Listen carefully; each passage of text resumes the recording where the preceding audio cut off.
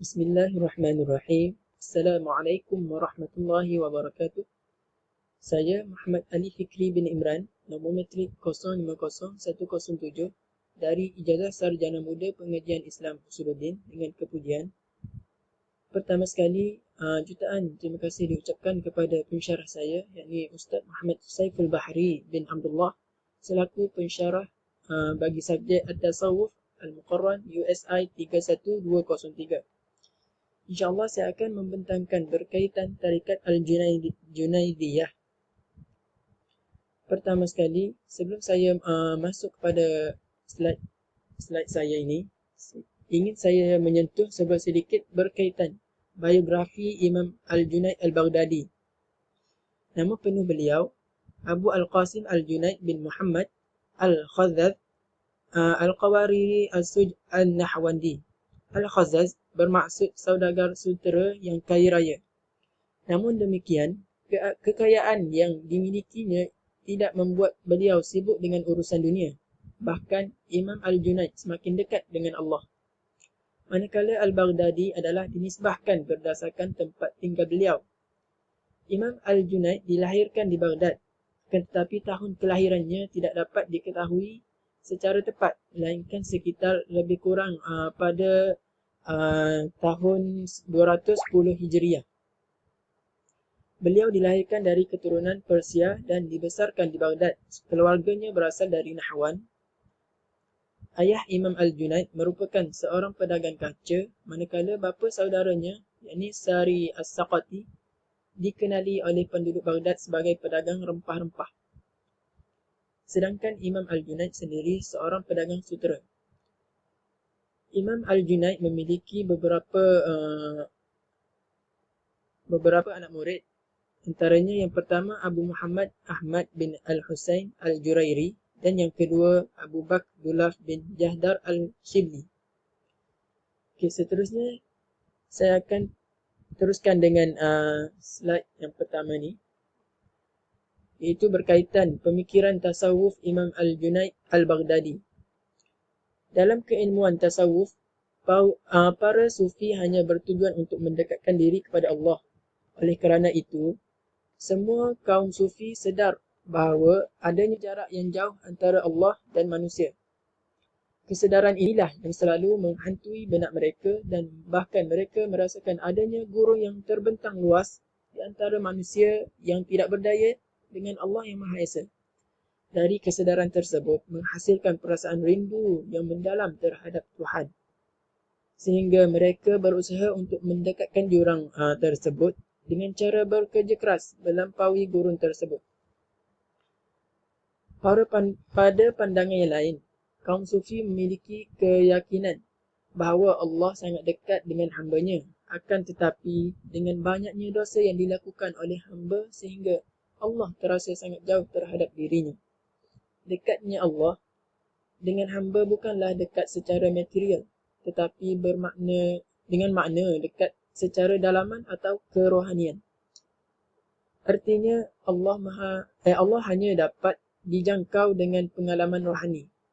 Adapun cara yang dilakukan oleh kaum sufi untuk memperolehi pengalaman rohani tersebut adalah dengan tasawuf.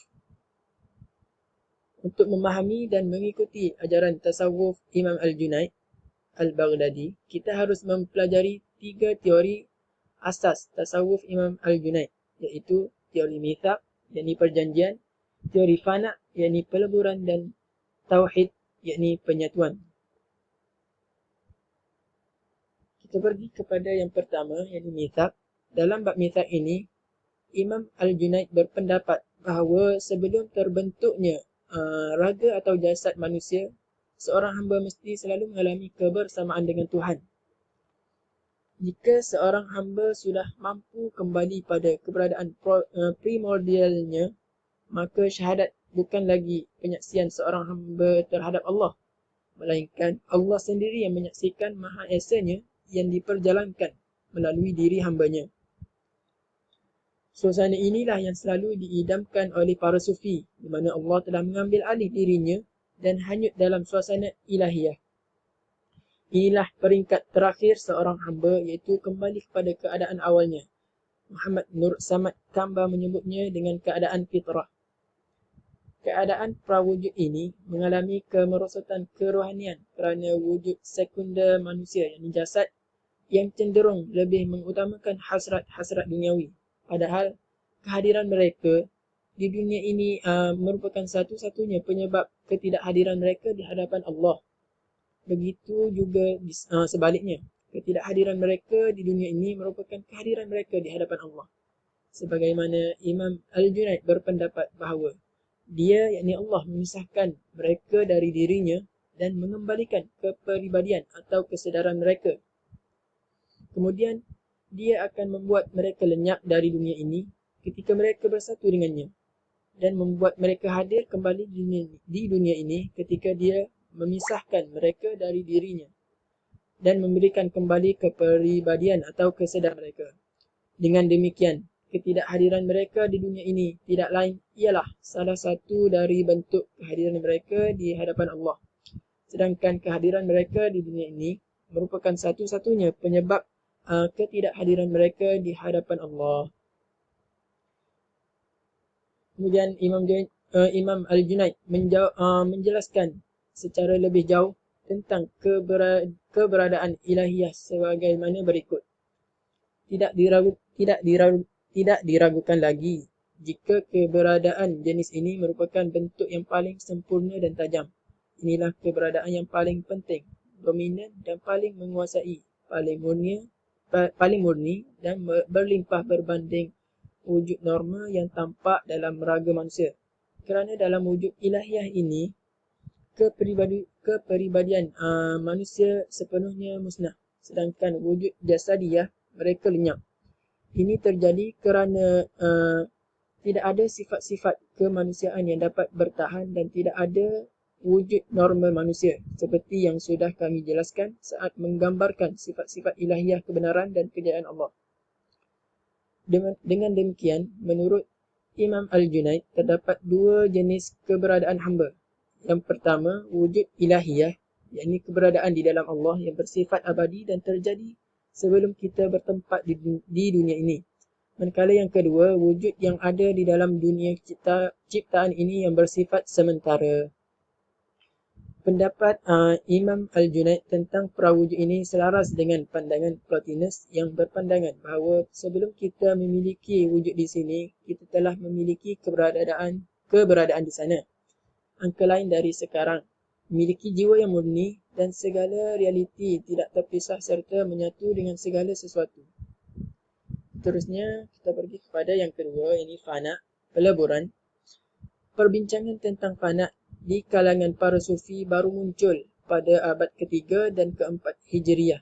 Oleh kerana itu, huraian tentang fana hendaklah kita kaji tokoh-tokoh sufi pada abad tersebut, seperti Abu Nasr As-Sarraj, At-Tusi, Abu Yazid Al-Bustami, Imam Junaid Al-Baghdadi. Secara etimologi, al-fana merupakan masdar dari kata faniya, yafna, fana yang memberi erti rosak, binasa, musnah dan lenyap.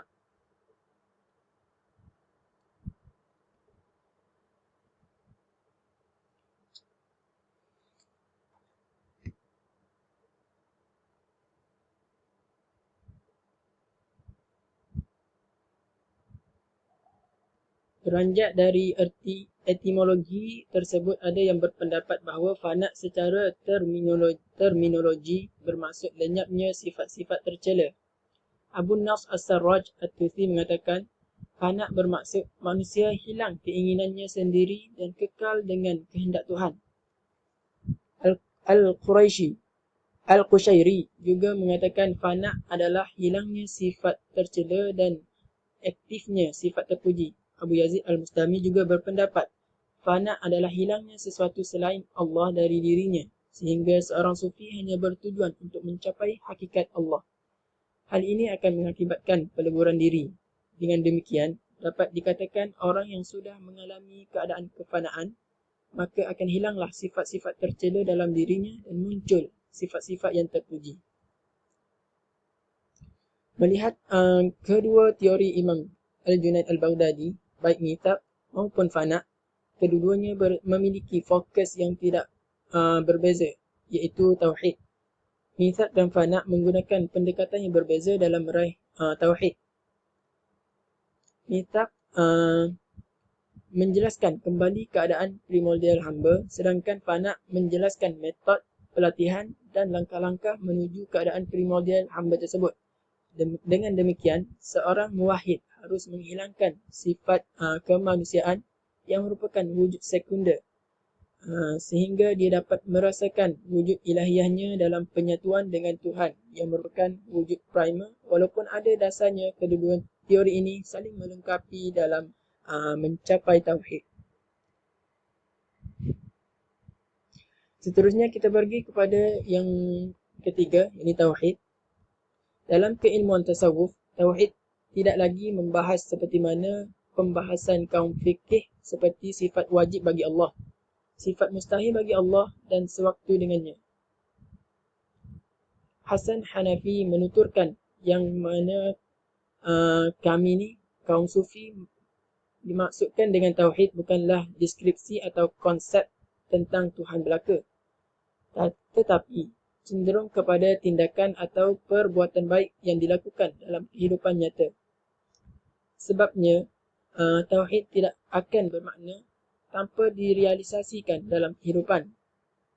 Tauhid bukanlah konsep teologi atau kepercayaan tentang keesaan Allah, tetapi perbuatan atau aktiviti mengintegritikan segala potensi manusia. Kerana perbuatan buruk yang muncul dari diri manusia disebabkan oleh ketidakselarasan antara tiga potensi dirinya, yakni intelektual, psikik dan kerohanian. Pengkonsepsian tentang Tuhan mustahil dapat dilakukan kerana Allah tidak boleh disamakan maupun dibandingkan dengan selain dirinya. Oleh sebab itu, pemaknaan kaum sufi tentang tauhid bukan dengan cara mengkonsepsikan tentang Tuhan, tetapi mencerminkan Tuhan dengan perilaku baik dalam kehidupan yang nyata adalah makna tauhid yang sesungguhnya. Bagi kaum sufi, seorang muwahhid sejati bukan hanya dengan mengucapkan La ilaha illallah, yang ini tiada Tuhan selain Allah. Manakala menurut Abu Sa'id bin Abi Al-Khair, sikap seperti ini tidak menjamin seseorang bertauhid, kerana pengakuan seperti ini hanya berlaku pada lidah sahaja, sedangkan hati dan perbuatannya masih diselimuti oleh perbuatan syirik. Perbuatan syirik menurut Abu Sa'id adalah ketidakmampuan hamba dalam membebaskan dirinya dari berbagai-bagai keinginan jasmani dan hasrat kesenangan terhadap perkara-perkara duniawi. Perilaku seperti ini menggambarkan manusia masih bergantung kepada sesuatu selain Allah. Mencerminkan Allah dalam perbuatan akan menghilangkan keinginan jasmani dan hasrat-hasrat duniawi. Terbebasnya manusia dari kongkongan hasrat duniawi akan menjauhkan seseorang dari perbuatan syirik. Jika perbuatan ini terus-menerus dilakukan, maka mereka akan memperoleh penyatuan dengan Allah. Penyatuan antara hamba dan Allah inilah yang dinamakan dengan tauhid. Jadi tauhid menurut kaum sufi adalah hilangnya keinginan seorang hamba selain keinginan untuk kekal bersamanya.